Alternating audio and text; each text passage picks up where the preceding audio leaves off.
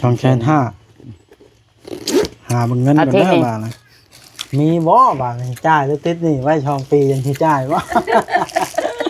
หลานบ่มาอันนี้ดีกว่า2ถุงอันนี้2,600ค่อยไปอมนี่แหละค่อยจังยากเข้า 5,000บ่แม่นสิได้ถุงยางใช้ให้คนกว่าบ่มีแล้วบ่มีอันนี้ฮะนั่นแหละ1 2 3 4ไว้กินยามกลางคืนเลยเงินน่ะเพิ่นว่าทางเพิ่น50เพิ่นเอาไว้ดูแลแก้วเข้าไปแต่ละเทื่อละให้ซื้อเข้าไปให้ลาวกินเป็นปิ้งไก่ปิ้งกาในเวลาข่อยมานะเพิ่นบอกนะคันมาเท่านั้นแล้วบ่ซื้อกระยาปิ้งไก่พันนะค่อยกินบ่ได้คือหยังค่ะมีแต่กระทิงคือเอาอันค่อยกินแล้วมันเปื่อยปลาทูเนาะมาเฮ็ดแห้งเนาะปลาทูนั่นแหละเฮ็ดแห้งแล้ว200,000เท่าไหร่ก็นี่มันพิษนี่200,000ได้300,000เลยก็ได้แล้วว่าเนาะแจ้งไว้คือขนมน้ำเนาะป้าแก้วคือขนมค่อยดีเจ็บเส้นนี่แม่นเลยค่อยบ่เห็นห้องฮะบ่ถึกโตอย่าลืมกดติดตามเพื่อเป็นกำลังใจให้ผมด้วยนะครับทุกคนขอบคุณมากๆครับดูโดยทางเฮาก็สิได้นัดแพทย์นัดหมอให้พี่น้องให้บาดนะมาเพื่อเข่าสโลมหรือว่าเข่าน้ำเกลือให้ทางป้าแก้วนี่แหละพี่น้องเลยเพราะว่า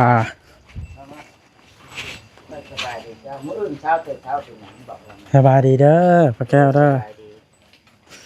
มื้ออื่นแต่เช้าเอา6:00 น 6:00 นก็บ่ฮอดนั่น6:00 นมื้ออื่นแต่เช้าเจ้าสิไปไสมานี่บ่ได้ไปใช้ค่อยสิเฮ็ดให้นี้พอสินัดแพทย์มาแล้วก็ได้ก็บอกแล้วมื้ออื่นเช้าแต่เช้าแล้วก็3-4 โมงก็เบิดนะ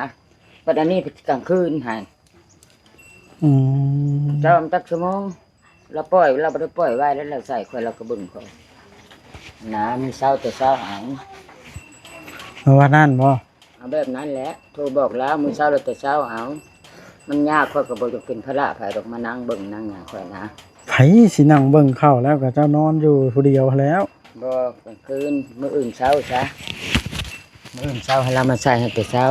เราจะไปสักไปบัดนี้นะอันนี้มันค่ำแล้วนั่งอยู่ถึงกันมันค่ำแล้วบ่หมดเอ้ยนึกมาพามันเป็นกลางค่ำกลางคืนแน่แต่รถคอยตากแดดอีต้นรถเด้เนาะแม่นเขาก็นี่อีต้นบ่บดจักเทื่อมันบ่บดแหละทั้งบดฮะมันเบิดแล้วผลนะเบิดอีกล่ะเบิดแล้วผลนะค่อยฮู้เจ้าเฮ็ดหยังก็กอกแก่อยู่นะปัดหั่นปัดนี่เมียนั้นอันนี้แล้วค่อยสิได้อยู่ซื่อๆอยู่ซื่อบ่เป็นเนาะเดี๋ยวนี้นะปัดหั่นปัดนี่เฮ็ดให้มันแป้นมันไปสั่งดูนั่นแหละกินแล้วข้าวน้ำ3กินแล้วค่อยกินปิ้งหมูนั่นแหละคันสมมุติว่าค่อยโทรบอกแพทย์บอกหมอมาต้องเข้าได้มื้ออื่นพูนเช้าตอนเช้าเวลาเพิ่นได้มันพันยากได้กลางคืนกลางคืนเพิ่นลูกก็มันบ่เป็นตาหลานก็ได้แล้วมาล่ะสิเจ้าสิบอกเราเองบ่บอกให้ลามื้ออื่นก่อนจังมาใส่แต่เช้าเอาแม่ว่าเอ้ยนะค่อยนัดแล้วล่ะเด้แพทย์หมอก็ได้ให้มาเข้าอยู่พี่มันจะง่ายเอาเราก็มาสิพีนแล้วเราปฏิไปใส่ในเฮือนแล้วบ่แม่นคลินิกแพทย์บ้านเนาะโดยเป็นตะลาวนี่แหละ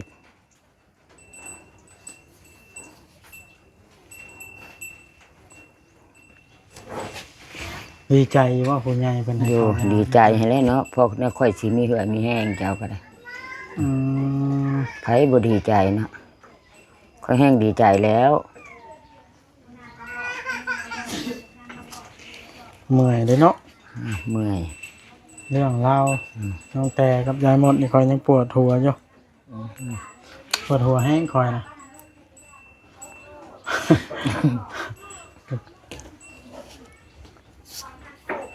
สุดละมุนฮะสุดละมุนสมวายเขาเห็นบอกเขาบอกไปลิ้นได้เกินนั้นเห็นนี่บ่เนี่ยว่านั่นนี่ฮะพอได้ยินไปผู้นั้นก็ยินผู้นี้ได้ยินผู้ใดบ่ค่อย อยู่เฮือนเจ้าสำบาย อ๋อ เนาะ สบาย เย็นเนาะ ค่อย ลมเย็นเกินได้เป็นนั่งลมเย็นโอ้ยโดยว่าในหน้าตาง แม่น ตอนเช้าแดดอยู่หน้อยหนึงเนาะ แดดอยู่บ่ห แต่ ลาย ว่าตอนแรกนี่บ่แดดเย็นครับ บ่แดดแล้วตัวแรงเนาะตอนเช้ากับ8 โมงมันก็วิดแล้ว มันก็คือนี่เฮือนงามและสะอาดแบบนี้เนาะ ก็ก็ปัดก็จะยกเยี่ยมย่างไปเห็นหญ้านั้นเพิ่นลุกไปน้ำบ่อนหะกกๆๆนั่นแหละ มันเย็นมันเป็นตาอยู่ไว้หยังเนาะ แม่นก็สิบอกเราเองมื้ออื่นให้เรามาใส่ให้แต่เช้า เอาวันนั้นบ่ได้นี่ เอาแบบนั้นแล้ว อันนี้มันคลายค้ำแหละใส่ไม่มันสิเบิดง่ายชะโลม อืม เป็นทอดคืนแล้วพักจากนอนได้คือวางแรกบ่เห็นน่าจะจนเส้นแตกเบิ่นฮะรวมให้บ่ได้เบิดได้ อืม บ่ฮู้มื้อนี่แหละก็ได้นอนเนี่ยนะ อ่ายัง200ปลายพุ่น อันไหน สิไปได้เส้นคอแตกมันเลือดเต็มที่เลือดจนกรามเบิด เจะนอนน่ะบ่ เอาลาไปบ่ฮู้มื้อหั่นแหละบ่ได้ปะทึกปวดถ่ายเบาว่าขออนุญาตประคำเด้อเบาไปสุภาพนางลีแล้วพาลงขึ้นมาอะไรคือบ่เห็นไปว่านี่ อืม ไผก็เบิ่งอะไรเส้นจะแตกเลยย้ายว่าซาวนา คิดว่าตัวเองเมื่อยอยู่บ่ซั่น เมื่อยอยู่ อืม เขาเห็นอย่างนั้นเขาหันใจออกพี่หูพี่ว่า คันเมื่อยเราต้องเข้าสโลมนะซะ ใส่ชะโลมใส่ยาวิตามินนี่แหละหาค่อยเฮ็ดอย่างคือกันคนเมื่อยหรือค่อยมานั่งพักผ่อนแล้วค่อยเฮ็ดแบบนั้นนะ อ๋ออ่า ค่อยบ่มากอีแหละแท้ๆดอกเว้นว่าจะค่อยไปบ่เป็นเลยคนน่ะ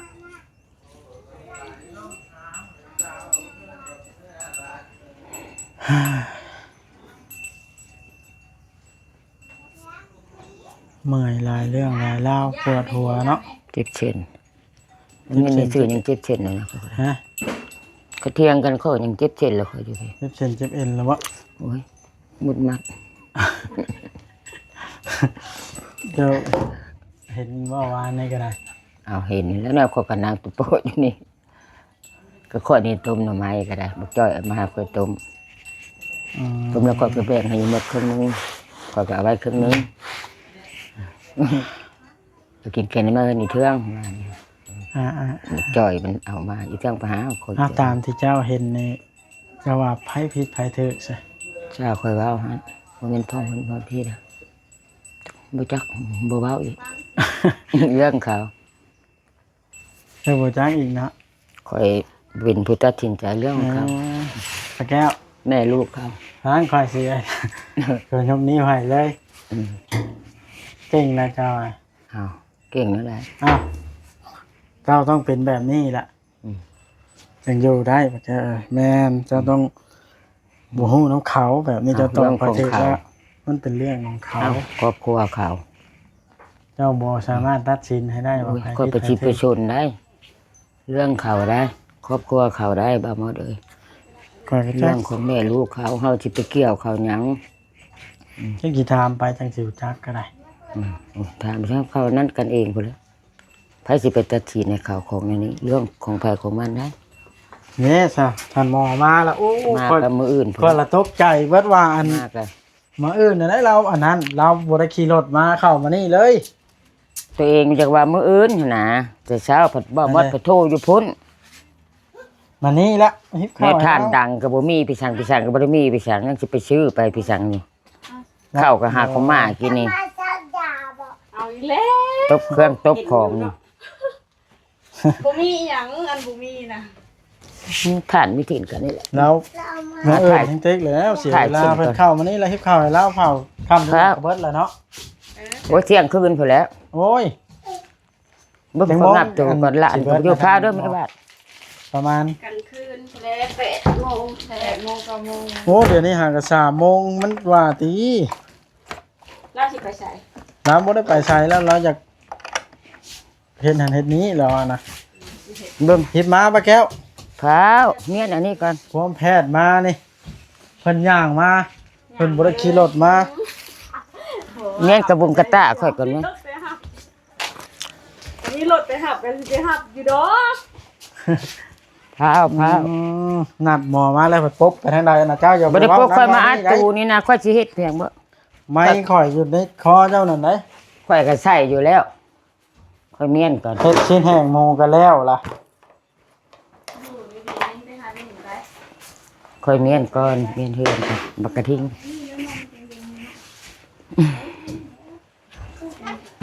หันไหวประตูขึ้นมามันยังเว้นนี่หักกระ2 โมงนึง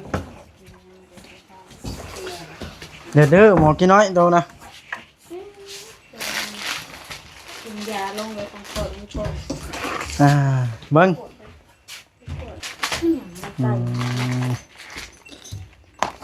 พาด้วยสายเชือกอะ ทานไม่หมดหอย ฮ้อน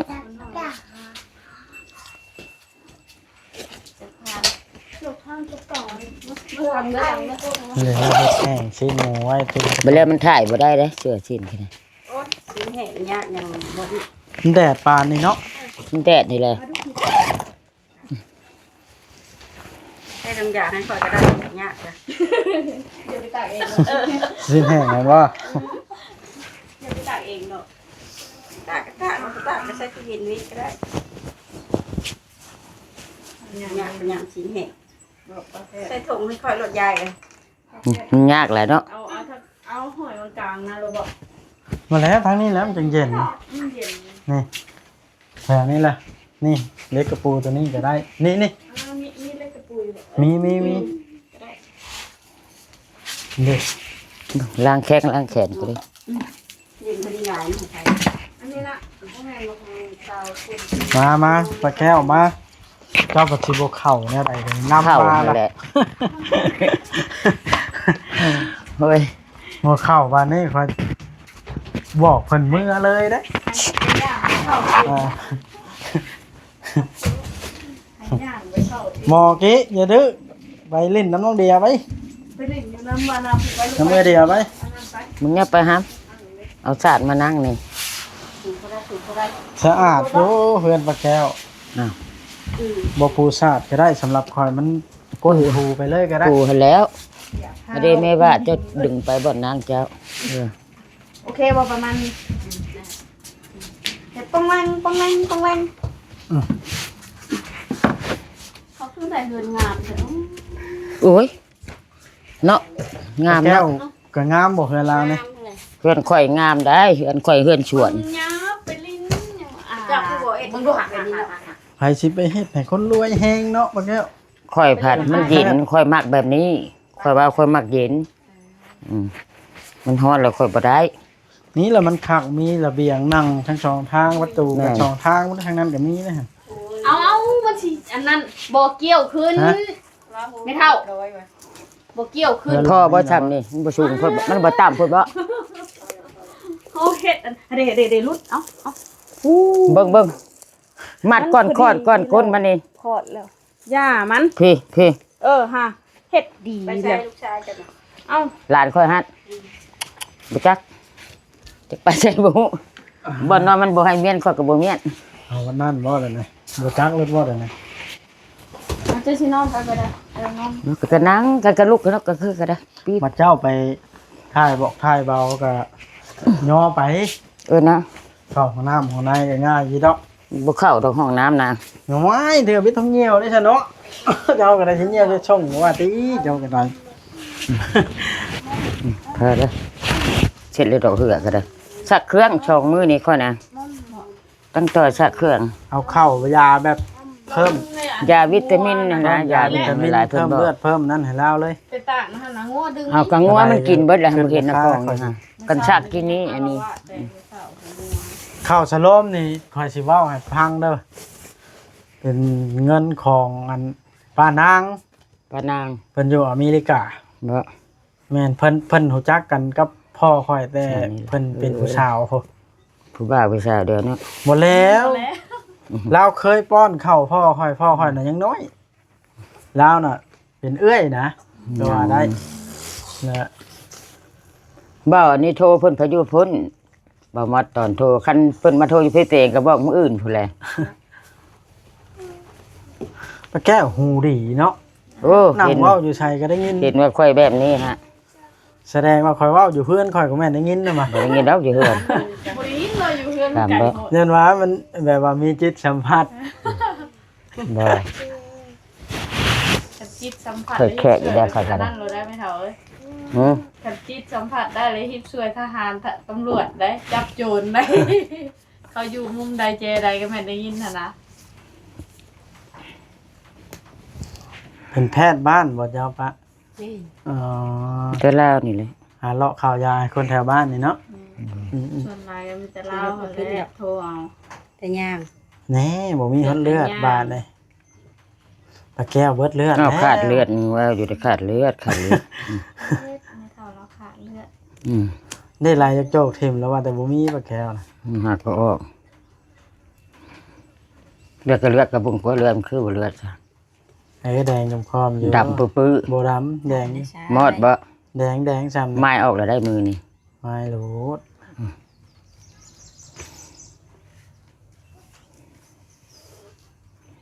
ดีซะ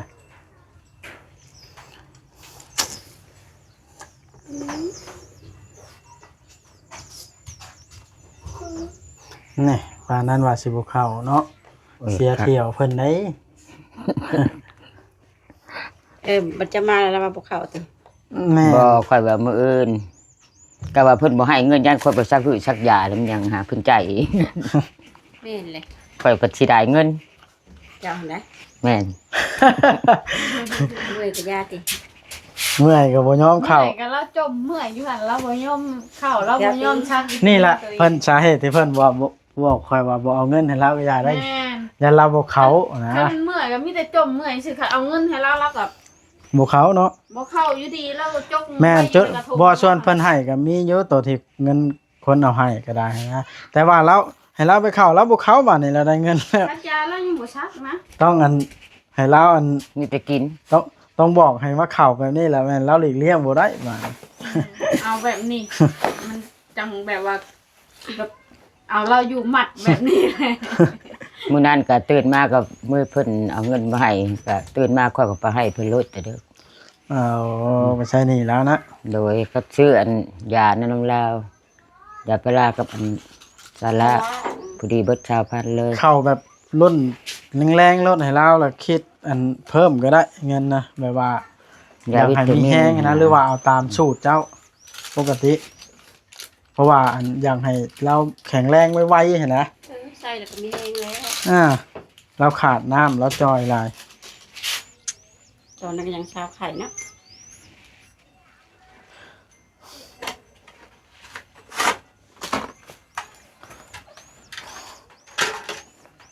ไปบีบเห็นยัง มอบีเบอร์มันคือเพิ่มนี่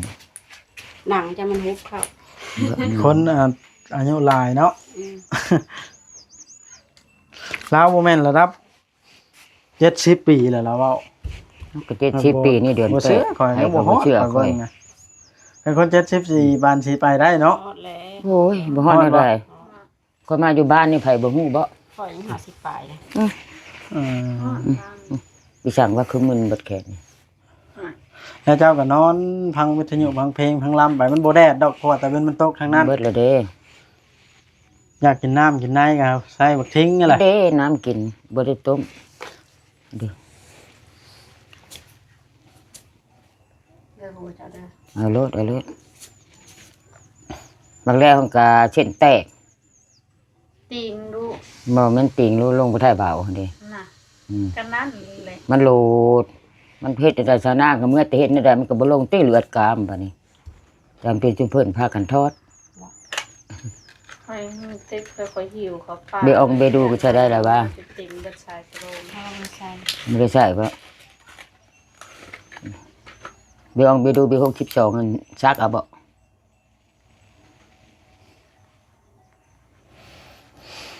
ว้าย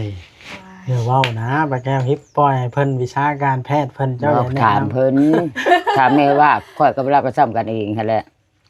การแพทย์ลำต่างไปเฮาได้ ค่อยยานเจ็บหั่นนะบ่อยากให้เราใส่ค่อยอยากให้เราใส่อยู่อันนี้แต่ว่ามีคนเป๊กให้ค่อยบ่ใส่ เจ็บบ่ แนวมันดีหั่นมันเจ็บ อยู่แนวมันดีเจ็บรถเอาแล้ว โอ้ย แนว มึ มัน น ดี ค่อยยานเราอันนั้นค่อยก็บอกก่อนแล้ว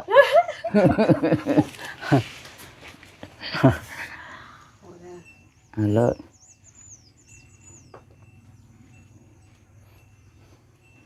ภาคน้ำไอเทืองเด้อเบิ่งแล้วนะเด้อบัดก่อนมื้อนะแต่ลมเป็นหยังน้ำแพทย์เพิ่นมาใครเนี่ยก็แพทย์ เป็ ติ น ดบ้า ทาน งดอก ทอดเป็นอยู่ละวะ อุ้ยจะบ่ผู้ทอด ดึงสโลมออกจากแขนใช่เนาะ แกเอาแล้ว ข ก็ นา ดึ ด งอ แข อก นเขายังถอดเองอะไร เอา น่า นี่ ลูก ก ข่อยไข่ข่อยได้ข่าวสโลมให้นะข่อยไปซื้อสโลมอยู่พุอยู่อัน บ่โอก็ปานได้เราชักกันโทนเขายาพุ่น ชักคือกัน เพราะว่าพ่อข่อยก็เป็นแพทย์ได้ แม่น เรียนน้ำพอเขาแล้วแล้วเราปัดตายละ โอ้ยเราเชียร์แล้ว ตอนนั้นเจ้าบ่ฮู้เราเที่ยวไปหาตะเฒ่าข่อยตลอดใกล้ก็สิแม่นใกล้บ่เวียงนี่บ่ภาคมาให้เราตอนน่ะตอนนั้นบ่เวียงอยู่หน้าฮะใกล้4โตเลี้ยงโล100ปลายเวลาตายภาคจนเบิดเพิ่นไปน้ำเอาค่อย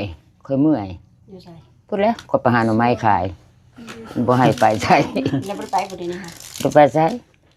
เอาแนวกินก็ซื้อมาให้ ซื้อของกินมาให้ เงินก็เอาไว้ให้ใช้พร้อมอยากให้อยู่เพื่อนนี่นะแต่นะอยาก ไป ให้อ เฮ็ ยู่ ดหยังเนี่ย สบายแล้ว ย่อคนจะ10 ปีแล้วผู้ใหญ่เพิ่นบ่อยากให้อันนั้นผู้เพิ่นใจบุญนะเพิ่นบ่อยากให้ไปทุกข์ไปยากเฮ็ดเทือนชานอยู่บ้านท้ายของชีวิตแหละเด้ อืม ถ้าตู้บุญยังว่าค่อยก็ได้ มีผู้เดินให้อยู่ ค่อยไปยกๆแยกๆอะไรอยู่บ่ได้นะเห็นบอกมันจักลบแล้วขวดเฮือนข้าวท่วงไปจักท่วงตายเลยท่วงมันสะอาดชูมเฮือนนั่นล่ะพ่อ แม่ก็ ข้าวท่วงมาปัดอยู่เฮือนก็ได้นั่นอันนี้ข้าวท่วงเนี่ยค่อยไปอยากมักสะอาดค่อยบ่มักเพิ่นก็ได้ เอาเรียบร้อยบานเข้าสโลมเนาะ ไปใส่บ่ได้บ้านนี้ ขึ้นเบ็ดบ่ ไปใส่บ่ได้ติดเบ็ดเลย ก็ย้อนแสงเรียบร้อยละ แล้วเลย เอาเท่าไหร่บาทนี่ราคาสิเอาให้เลยได้หรือว่าสโลมเบิดจังเอาบ่ มีบยาวิตามินซีนะให้นี่ก็ ฮะ ยาวิตามิน แล้วส้มจะอัน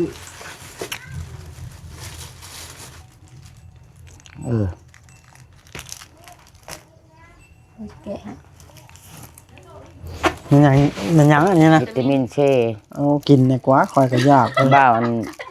าโอล่ามาค่อยตอนนี้ ตลกกันเดี๋ยวรอได้ ตลก อ้าวเฮ็ดได้ซะสิกินได้บ่แก้วว่าซะ กระทิงนั้นมันกินอันนี้แล้วมันกินข้าวแช่มันกินข้าวบ่แช่ แม่น หลาน ยา ขอด เลย มัน นั่นน่ะ เอาปันเม็ดนึง กันเอา หลานขอดมันกินข้าวบ่แช่ เอาสิชื่อน้ำตาลแพทย์แล้วเนาะบ่กินบ่ครับ เอาเอาแพทย์ กินแล้ว กินแล้วมันแทบเนาะมันจะเป็นมันจะเป็นเท ต้องแค่30 หึ ต้องแค่30 อื ยาม นี่น้ำเลยเนาะ แสดงว่า เอาอีบ่ ยานะมาให้ดีกว่า แสดงว่าอัน ยา ถึก กิน ถึกกว่ายาลงท้องเนาะลงท้อง เจ้าประหยัด บ่แล้วอัน 600,000 นี้ ผู้ใด อ้าวไว้เพราะว่าอันนี้บ่แบบ7ยาที่อันที่เขาใส่นะทรงเซน7เลย กินบ่มาลาวกับข่อยฮู้กันลาวละอีตนข่อย สอง เจ้ายาหยัง เห็นมาเครื่องของแล้วก็ได้ เจ้ายายา เราบ่ได้เอาหลาย ลา ปลาร้ามีบ่ นี่ เอาปลาร้าแผงหนึงกับอันนามาเมียนนะ ช่องละ10,000นี่ 10,000เนาะแล้วก็สาลาแผงหนึงมีบ่ยาดีกับอันยาดีเส้นดีเอ็นนะ นี่แหละ เดี๋ยวเอามาให้กว่าดีเส้นดีเอ็นก่อนนะโปรตีนบ่เอาสองอัน ดีหยังตัวนี้มันน้อยแท้ ดีเส้นดีเอ็น อืม หากอ่านบ่เป็นอ่านบ่ได้หากแต่ว่าชื่อเม็ดมัน อ้าวอังกฤษคอยกับบ่เป็นคือกันนะประชาพลัง นั่นเนาะ อังกฤษกับอังกฤษ อ้าวบาท แล้วกับพ ร ลั ว ง มเลย พอแล้ว เอาละ โดย 2,500 ช่องแชน5หาเบิ่งเงินกันเด้อบาทนะมีบ่บาทนี่จ่ายหรือติดนี่ไว้ช่องปียังสิจ่ายบ่ ร้านนึงบ่หมดอันนี้ดีกว่า2ถุงอันนี้2เซน6ค่อยไปโอมนี่แหละค่อยจังยากเข้า 5,000บ่ นี่ก็หา แม่นสิได้ถุงยางใช้ให้คนกว่า บ่มีแล้ว บ่มี อันนี้ฮะนั่นแหละ 1 2 3 ไว้ 4 กินยามกลางคืนเลย 5เงินน่ะเพิ่นว่าทางเพิ่น50เพิ่นเอาไว้ดูแลป้าแก้วเข้าไปแต่ละเทื่อละให้ซื้อเข้าไปให้ลาวกิน เป็นปิ้งไก่ปิ้งกานะเวลาข่อยมานะเพิ่นบอกนะ ขันมาเท่านั้นแล้วบ่ซื้อกระยาปิ้งไก่พันนะค่อยกินบ่ได้ คือหยังค่ะ มีแต่กระทิง